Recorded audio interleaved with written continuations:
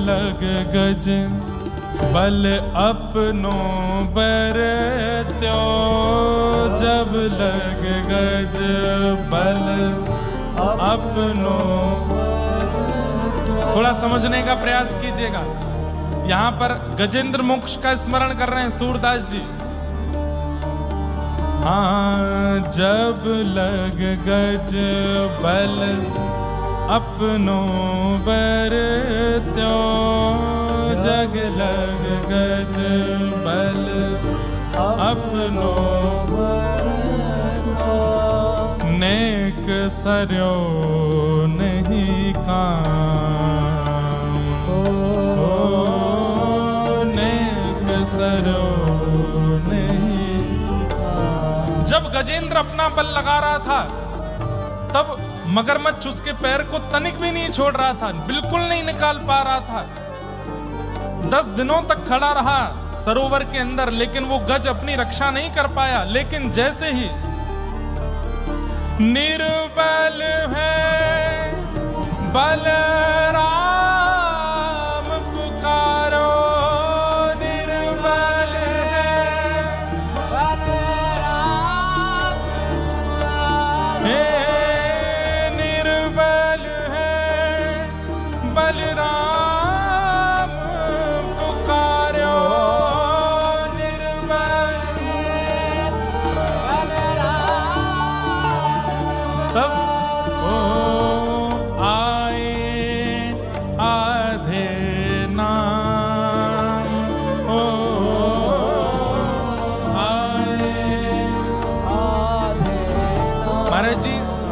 आधे नाम पे 2 बातें कही जाती हैं। हमारे रसिक जन कहते हैं आए आधे नाम, मतलब एक बात तो कही जाती है कि जब गजेंद्र ने स्तुति गाई, किसी भी भगवान का नाम नहीं बोला, सब देवता आकाश में खड़े हैं, रक्षा करने के लिए तैयार हैं, लेकिन जा कोई नहीं रहा है। क्यों? किसी का नाम नहीं बोला। तब ठाकुर जी ने गरुण जी को बुलाया और गरुण पर बैठ करके गजेंद्र की रक्षा करने के लिए जाने लगे तो लक्ष्मी ने पूछा कहां जा रहे हैं?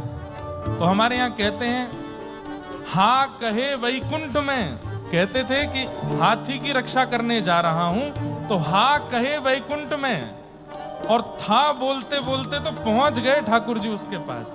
आए आधे नाम, हाथी मतलब हाथी बोलने में एक क्षण लगता, इतने हा बोले वैकुंठ में, था बोलते बोलते तो पहुंच गए उसके पास। आए आधे नाम। और इसमें दूसरा अर्थ बताया जाता है, नारायण खिलगुरो भगवन नमस्ते। गजेंद्र मोक्ष में अंत में गजेंद्र कहता हे नारायण अखिल गुरु ब्रह्मांड नायक, मेरी रक्षा करो।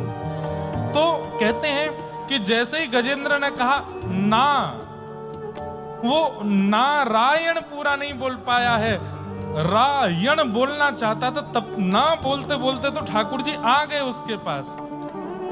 वही बात सोच करके श्री सूरदास जी मन में बड़े प्रसन्न हो रहे हैं। निर्बल है बलराम पुकारो, निर्बल है बलराम पुकारो। तब आए आधे नाम हो,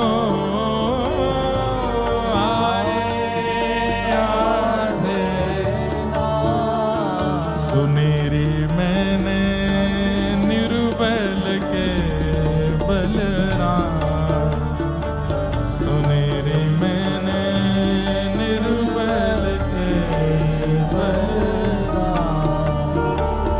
तीसरी बात कह रहे हैं, द्रुपद सुता निर्बल भईता दिन, द्रुपद सुता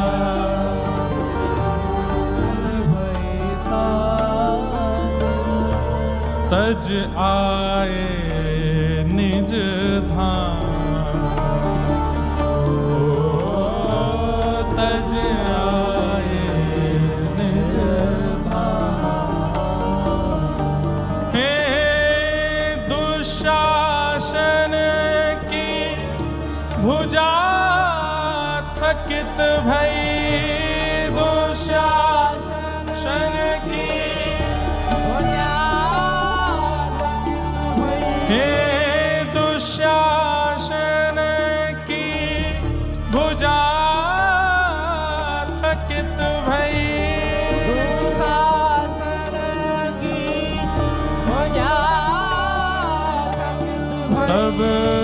बसन रूप भय श्याम,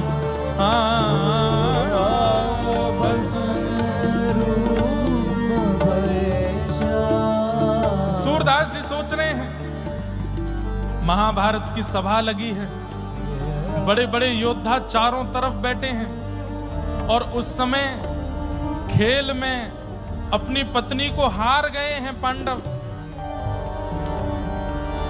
द्रौपदी जो अपने बड़ों के सामने इतनी लज्जा करती है, कभी नजर उठा के नहीं देखती, उसको उसके वस्त्र के पल्लू को खींच के उसको लाया गया सभा में। द्रौपदी उस समय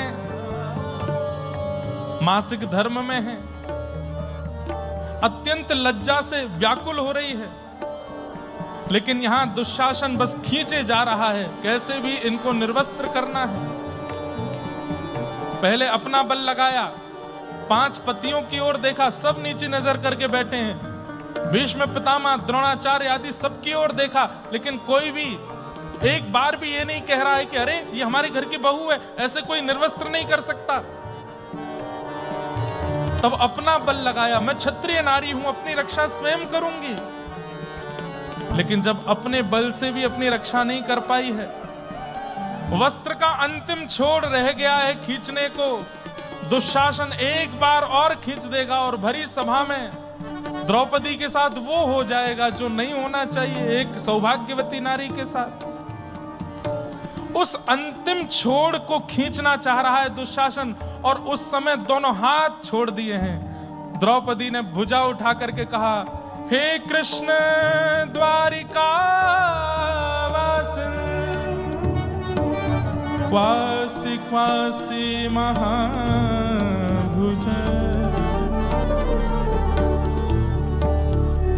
हे कृष्ण कहां हो आप? ये कौरव आपकी बहन को निर्वस्त्र कर रहे हैं, आपको नहीं दिख रहा?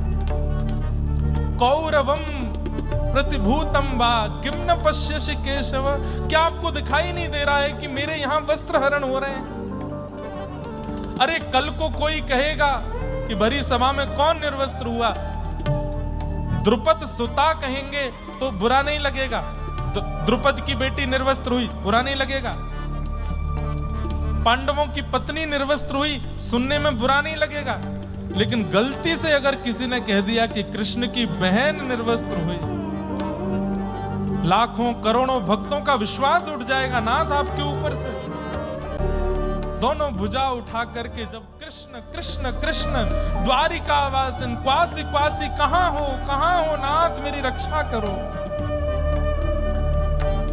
उसी समय बैठे हैं द्वारिकाधीश अपनी द्वारिकापुरी में, और ये सब क्रिया चल रही है इंद्रप्रस्थ में। एक क्षण के लिए ठाकुर जी स्तब्ध हो गए, और उसी समय अंतर ध्यान होकर के पहुंच गए हैं, और उस भरी सभा में जैसे ही जाकर के देखा, बस अंतिम छोड़ खींच ही रहा है, निर्वस्त्र होने वाली है द्रुपद सुता। उसी समय वस्त्र रूप धारण करके ठाकुर जी प्रकट हो गए। खींचत खींचत खींचत 2 भुज हारे, खींचते खींचते दुशासन की दोनों भुजाएं हार गईं। वशन रूप भय साम, वस्त्र बन करके आ गए। द्रुपद सुता को वहां पर निर्लज्जता का अनुभव नहीं करने दिया श्याम सुंदर ने। कितने कृपालु हैं, कितने दयालु हैं। आज सूरदास जी कह रहे हैं, मेरे माता पिता ने मुझे छोड़ दिया। द्रुपद सुता निर्बल भयता दिन, द्रुपद सुता निर्बल भयता, ओ तज आए निज धाम, हाँ तज आए निज धाम। सुनेरी मैंने निर्बल के बलराम, सुनेरी मैंने निर्बल के बलराम, सुनेरी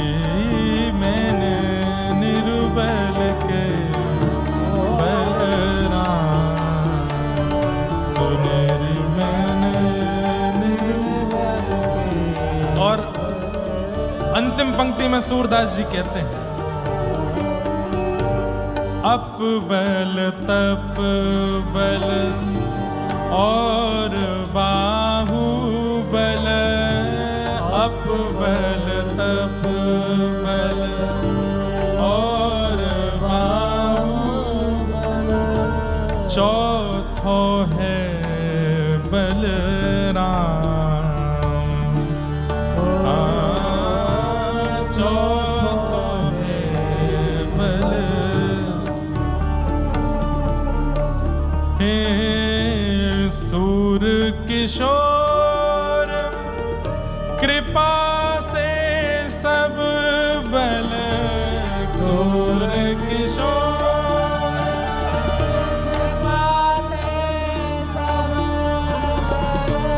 सूर किशोर